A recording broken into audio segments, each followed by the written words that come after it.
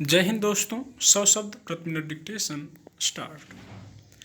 अमेरिकी प्रतिनिधि सभा की स्पीकर नैन्सी पेलोसी का ताइवान दौरा मामूली घटना नहीं है। देखा जाए तो चीन के भारी विरोध और धमकियों के बावजूद पेलोसी का ताइवान पहुंचना अमेरिका की चीन को खुली चुनौती है। जिस कड़ी सुरक्षा के बीच पेलोसी ताइवान पहुंची वह असाधारण थी। चीन की गंभीर नतीजों की धमकियों के मद्देनज़र अमेरिकी सेना ने पेलोसी के विमान को 24 लड़ाकू विमानों के घेरे के साथ ताइवान में उतरवाया। ऐसा कर अमेरिका ने यह संदेश दे दिया कि वह चीन की धमकियों से डरने वाला नहीं। इससे भी बड़ा संदेश यह कि ताइवान के मामले में वह पूरी तरह उसके साथ खड़ा है और उसे चीन से बचाने के लिए वह किसी भी हद तक जा सकता है।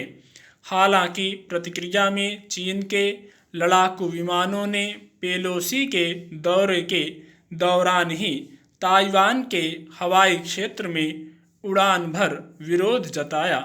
पेलोसी की ताइवान यात्रा के मुद्दे पर चीन ने अमेरिकी राजदूत को भी तलब कर राजनयिक स्तर पर विरोध दर्ज करवाया। ये सारे घटनाक्रम इस बात की ओर इशारा कर रहे हैं कि ताइवान को लेकर दोनों देशों के बीच टकराव कभी भी गंभीर रूप ले बैठे तो हैरानी नहीं होगी। जाहिर है इसके नतीजे भी कम गंभीर नहीं होंगे। इस साल फरवरी में यूक्रेन पर रूस के हमले के बाद से ही इन आशंकाओं को भी बल मिलता दिखा है कि चीन भी रूस के नक्शे कदम पर बढ़ सकता है और ताइवान पर हमला कर सकता है। हालांकि ताइवान पर हमला चीन के लिए भी उतना आसान है नहीं। चीन भी इसके निहितार्थ समझता है, लेकिन सवाल है कि ताइवान पर कब्जे को लेकर चीन जहां तक बढ़ चुका है उससे क्या वह अपने कदम खींचेगा। अब तक चीन का जो रुख रहा है और उसकी पूर्वी कमान जिस तरह ताइवान पर हमले के लिए तैयार बैठी है उससे जरा नहीं लगता कि वह पीछे हटेगा। वैसे भी खुले तौर पर वह ताइवान को अपना हिस्सा बताता ही रहा है।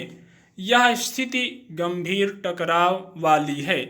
अगर ताइवान को लेकर जंग छिड़ी तो यह स्थिति रूस यूक्रेन संकट से कहीं ज़्यादा भयावह साबित हो सकती है।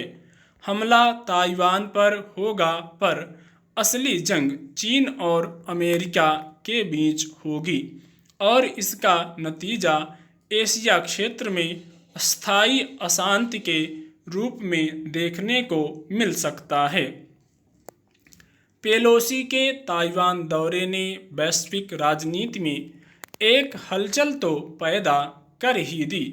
बड़े देश फिर खेमों में बंट गए। पाकिस्तान ने खुलकर इसका विरोध किया तो ऑस्ट्रेलिया ने कोई प्रतिक्रिया नहीं दी। जापान के स्वर भी दबे रहे। रूस चीन के साथ खड़ा है ही। हालांकि अमेरिकी राष्ट्रपति जो बाइडेन खुद भी इस पक्ष में नहीं थे कि पेलोसी अभी ताइवान जाती। अमेरिकी सेना का विचार भी कुछ ऐसा ही था, लेकिन प्रतिनिधि सभा की स्पीकर की हैसियत से पेलोसी अमेरिकी राजनीति में तीसरी बड़ी ताकतवर नेता हैं। फिर 2 साल बाद अमेरिका में राष्ट्रपति चुनाव पर भी उनकी नज़र है। वे शुरू से चीन की मुखर विरोधी भी रही हैं। ऐसे में बाइडेन उन्हें कैसे रोक पाते। वैसे भी चीन के साथ व्यापार युद्ध और फिर उस पर लगे कोरोना वायरस फैलाने के आरोप के बाद अमेरिका के साथ रिश्तों में और तनाव आया है। स्टॉप।